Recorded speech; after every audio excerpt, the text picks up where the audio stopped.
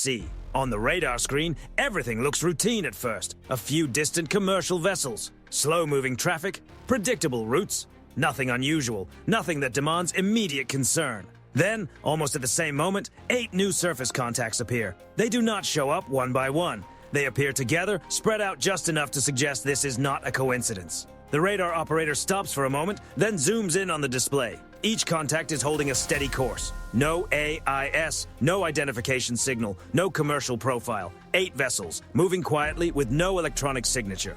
The officer of the deck leans closer to the console. In these waters, fishing boats are common. Coast Guard patrols are expected. Civilian traffic comes and goes all day. But 8 vessels appearing at once with no digital footprint and no clear explanation is different. It does not create immediate alarm, but it does demand attention. Mark and track. The order comes calmly. At Vosim Sorak Chitiri AM, the contacts are classified as military-type hulls based on their speed, spacing, and radar return. They are not large fleet units, but they are not civilian vessels either. Their silhouettes suggest patrol-class ships. Their formation is not tight, but it is not random. It looks practiced, intentional. Out on deck, the sea still looks calm. No smoke on the horizon, no sudden movement, no loud engines cutting through the air. From a distance, it would look like nothing more than a U.S. Navy ship moving steadily through international waters beneath a clear Caribbean sky. But inside the ship, the mood changes. Not into panic, into focus. By Vosim Sorak 6 AM, long-range optics are brought online. The camera feed confirms what the radar has already suggested. Gray hulls, sharp angles, naval paint, Venezuelan naval vessels, 8 of them spread wide, approaching from multiple bearings and closing the distance without rushing. No radio calls, no warnings, no acknowledgement, and that silence matters. At sea, there are rules, habits, and expectations. When ships meet, especially military ships, communication matters. A hail, a signal, a basic confirmation of intent. Something that tells the other side, we see you, we know you are there. Silence leaves space for interpretation, and interpretation is where mistakes can begin. At Vosim Sorak Vosim AM, the first hail is transmitted on open channels. No response. Moments later, a second hail is sent. Clear, professional, controlled, still nothing. The 8 Venezuelan vessels continue on course. Their speed is not high, but it is steady. They are not rushing forward. They are not drifting aimlessly. They are moving with purpose. And with every mile they close, the geometry of the encounter becomes tighter. Inside the Combat Information Center, analysts begin calculating closest points of approach. If nothing changes, several of the contacts will pass well within accepted safety margins. Close enough to send a message. Close enough to test reactions. This does not look accidental. At Vosim Pidisat Adin AM, one of the Venezuelan vessels adjusts course. Only a few degrees. To the naked eye, it would be almost impossible to notice. But on radar, the change is clear. The new heading places it on a more direct intercept line with the projected path of the U.S. Navy ship. It is the first real move. Not sharp enough to force an immediate response, not harmless enough to ignore. The captain is briefed in short, factual language. 8 vessels, no AIS, no reply to hails. 1 contact maneuvering closer, all actions recorded. Cameras active, standing orders unchanged. Maintain course, the captain orders. Continue documentation. The ship does not turn away. It does not speed up. It does not slow down. Professional restraint is not weakness. It is control. And at sea, control matters. By 8:55 a.m., the Venezuelan formation is unmistakable. The vessels are no longer simply approaching. They are positioning. The angles tighten. The spacing begins to make sense. What looked scattered only minutes earlier now appears deliberate. A formation does not need to fully close around a ship to send a message. It only needs to move close enough for the message to be understood. No live fire, no emergency alarms, no sudden break in discipline, but the calm of the Caribbean has changed. Something began at Vosim Sorak 2 AM, when those 8 contacts appeared on radar. And now every decision matters, every course correction, every unanswered hail, every mile of open water between the ships. By David Knoll 3 AM, the pattern is impossible to dismiss. What started as 8 distant radar contacts has become a moving formation. The Venezuelan naval vessels are no longer holding simple parallel tracks. One by one, they adjust their headings. Small movements, measured movements, deliberate movements. Viewed separately, each change could be explained away, but viewed together, the intent becomes much clearer. The U.S. Navy ship is now at the center of a tightening pattern. Not surrounded, not yet, but clearly being pressured. On the radar display, the contacts fan out into a broad arc, each one holding a position that matters.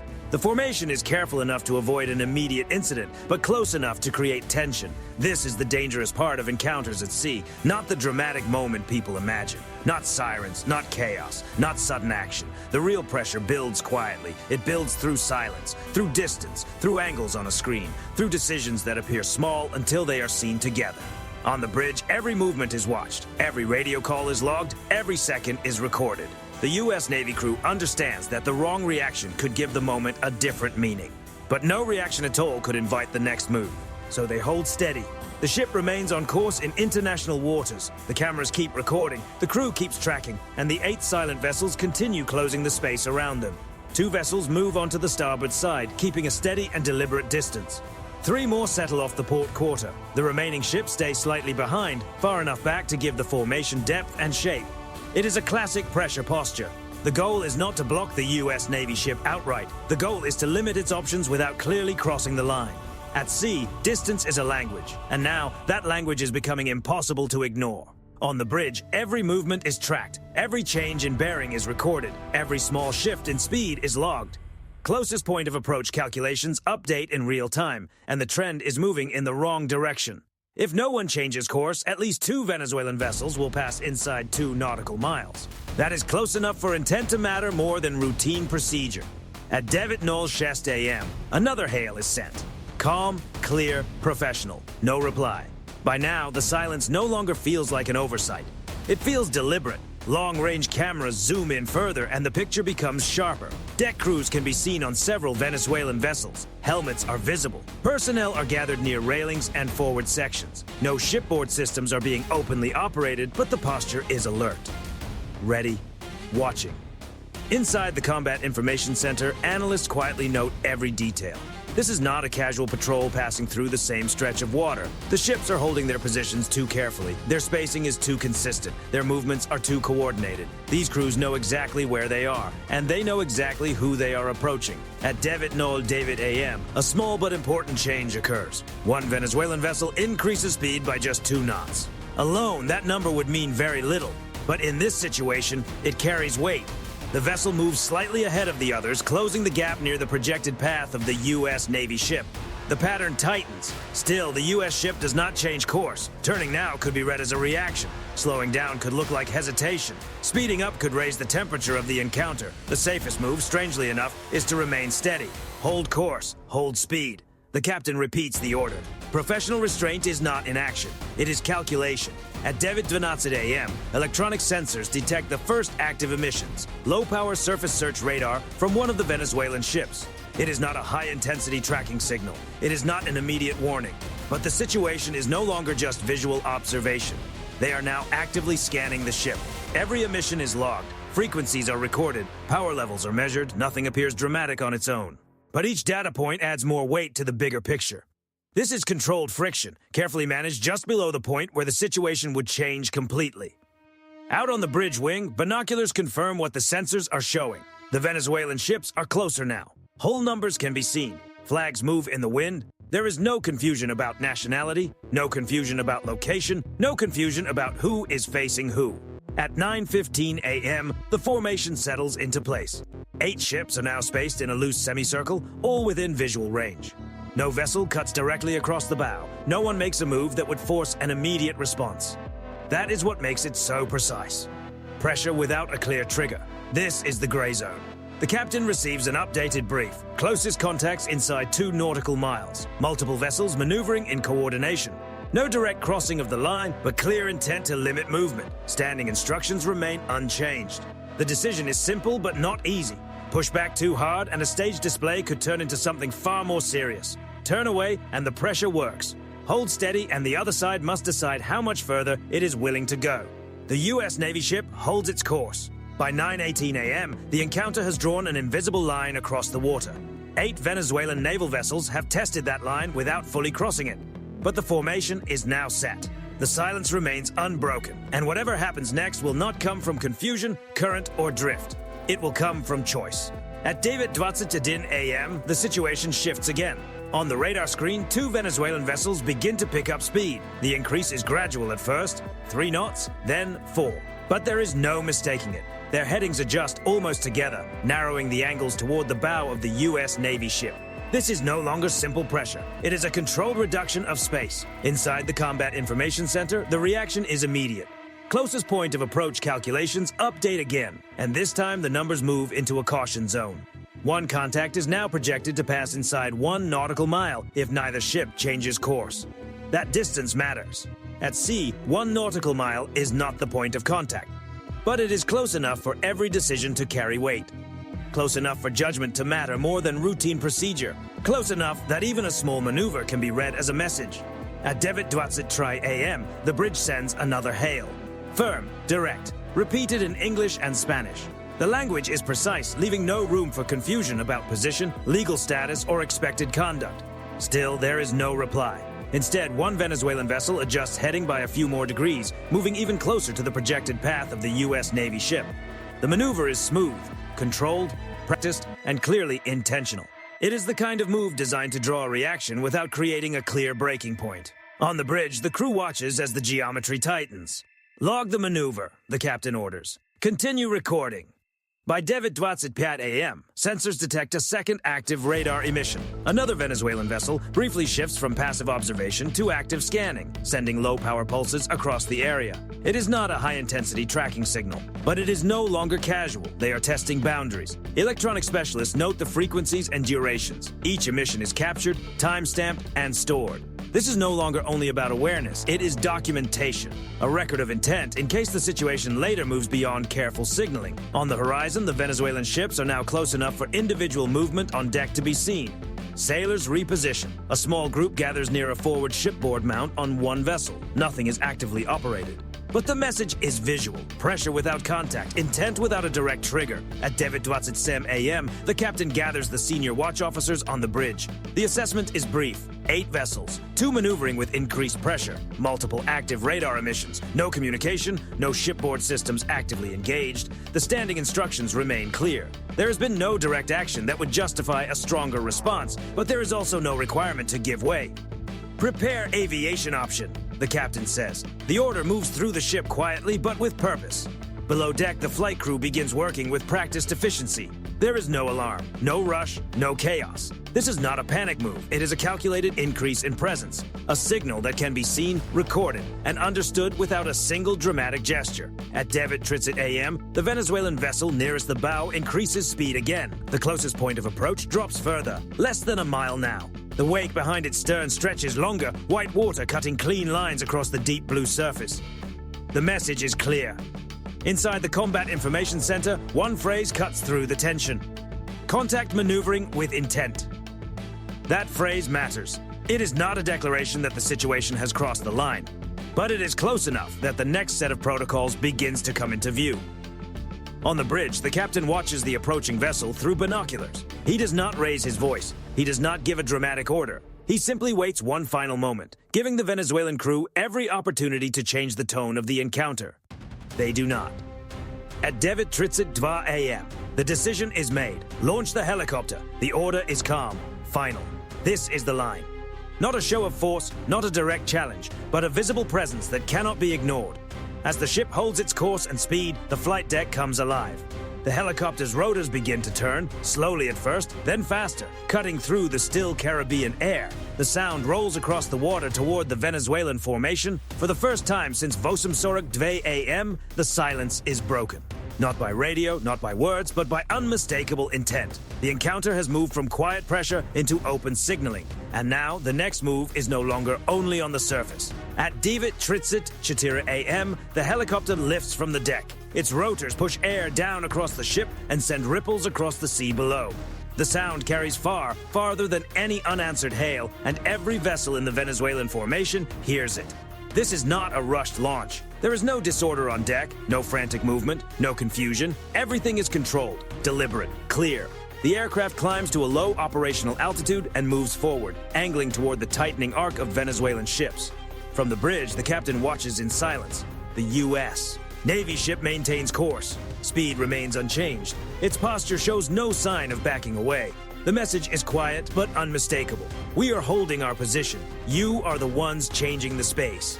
At 9:30 a.m., the helicopter crosses near the forward edge of the Venezuelan formation. Not directly overhead, not in a way that forces an immediate reaction. It passes offset, wide enough to avoid unnecessary tension, but close enough to be impossible to dismiss. Its sensors are already active. Electro-optical systems focus in, stabilizing on hull numbers, deck crews, and bridge windows. Everything is being recorded. Inside the helicopter, the crew works with practiced calm. The pilot keeps a steady line. The sensor operator calls out bearings and distances. Video feeds stream back to the ship in real time, time-stamped and geo-referenced. This is not about fear. It is about documentation. At 9:30 a.m., the aircraft slows and enters a controlled orbit near the Venezuelan vessel that had moved closest. The same vessel that had narrowed the distance. The same one that first adjusted course toward the U.S. ship's projected path. From this angle, the difference in posture becomes obvious. On the Venezuelan deck, crew members look up. Some raise their hands to block the sun, others point toward the aircraft. A few move back toward the superstructure. The helicopter changes the equation immediately. Ships can shape distance on the surface. Aircraft make that distance visible to everyone. A calm advisory is broadcast from the helicopter. The tone is neutral. The phrasing is professional. No raised voices, no dramatic language. This is a United States Navy aircraft. You are operating too closely in international waters. Alter course immediately. The message is repeated slowly and clearly in Spanish. For the first time since the encounter began, there is visible hesitation. At 9:40 a.m., the nearest Venezuelan ship reduces speed. Not sharply, not dramatically, but enough for its wake to shorten. The closest point of approach begins to widen slightly. Another vessel, positioned farther out on the arc, starts to fall back, adding a small but meaningful amount of distance. The moves are subtle, but they are real. The helicopter maintains its orbit. It does not pursue, it does not hover directly overhead. It applies pressure through presence, not escalation. The aircraft's cameras continue recording every adjustment, every change in spacing, every shift in deck activity. On the U.S. Navy ship, the Combat Information Center updates the captain. Contact 1 reducing speed. Contact 3 increasing range. No additional active radar emissions. The formation is beginning to loosen. At 9:40 a.m., a brief radio transmission breaks through the static. For the first time, Venezuelan naval call signs are heard. But the message is not directed at the U.S. ship. It is internal. Short coordination chatter, repositioning instructions, small fragments of a formation reassessing itself in real time. They are recalculating. The helicopter widens its orbit, now clearly visible to every vessel in the formation. Its silhouette hangs against the bright Caribbean sky. It is not posturing aggressively, but its presence is impossible to ignore. Everyone out here understands what it represents. Not just one aircraft, but the layered capability behind it. At 9:40 a.m., the most forward Venezuelan vessel changes course, only a few degrees. But it is enough. Enough to break the intercept line. Enough to signal that a decision has been made, then others begin to follow. The arc opens, distances increase. What had looked like a tightening pattern only minutes earlier now begins to stretch and thin. There is no announcement, no formal statement, no explanation over the radio, but the movement says everything. The choreography has changed. The helicopter remains overhead until the shift is undeniable. At 9:50 a.m., the aircraft turns back toward the U.S. Navy ship. Its rotors tilt and its speed increases slightly. The message has been delivered and received. From the bridge, the captain gives a single nod. The turning point has passed. No dramatic order was needed, no raised voices, no sudden break in discipline. The encounter has changed direction through controlled escalation. The pressure that began on the surface has been answered from the air, and now the outcome is becoming clear. By 9:52 a.m., the balance has shifted. The helicopter settles back onto the flight deck with practiced precision. The rotors slow. Deck crew members move in, securing the aircraft with routine efficiency. From the outside, it looks ordinary, just another launch and recovery beneath clear skies. But everyone on board understands what just happened. Momentum has changed, and it has changed decisively. On the radar screen, the Venezuelan formation is no longer the same. The tight arc that once pressed inward is dissolving. One vessel increases lateral distance. Another drops back entirely, its speed falling below the rest of the group. The vessel that had moved closest, the one that had approached inside a mile, now holds a steady heading that no longer challenges the U.S. ship's path. No apology comes over the radio. No explanation is offered. None is needed. At sea, movement is communication. At 9:50 a.m., the captain orders a final status review.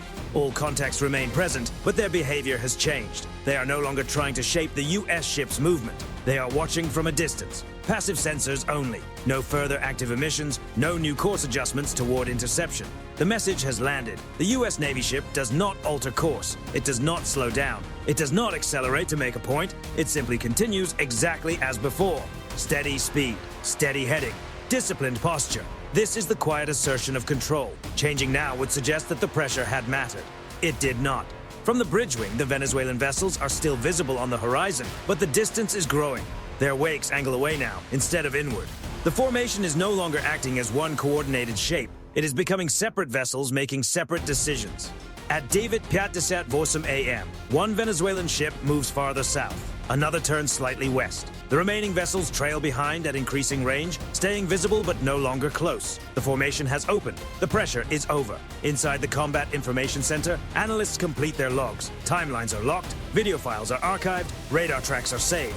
Every maneuver, every emission, every course change. All preserved with timestamps and coordinates. This is not just a report, it is a record. Encounters like this rarely end with a dramatic final moment. They end with documentation, with saved data, with proof of what happened and how each side chose to act. At 10:02 a.m., the captain receives the final update. No contacts maneuvering with intent, no active sensors, no ongoing safety concern. Maintain normal operations, he orders. That is all. No announcement, no celebration, no dramatic conclusion. The ship moves on, but the meaning of the encounter remains. 8 Venezuelan naval vessels attempted to apply pressure without crossing into open confrontation. They tested distance, silence, and coordinated movement. They pushed until the line became visible, then stepped back when the response made the next step too costly. This is how modern naval encounters often unfold. Not with spectacle, but with calculation. Not with noise, but with restraint. What happened out here was not weakness, it was quiet control.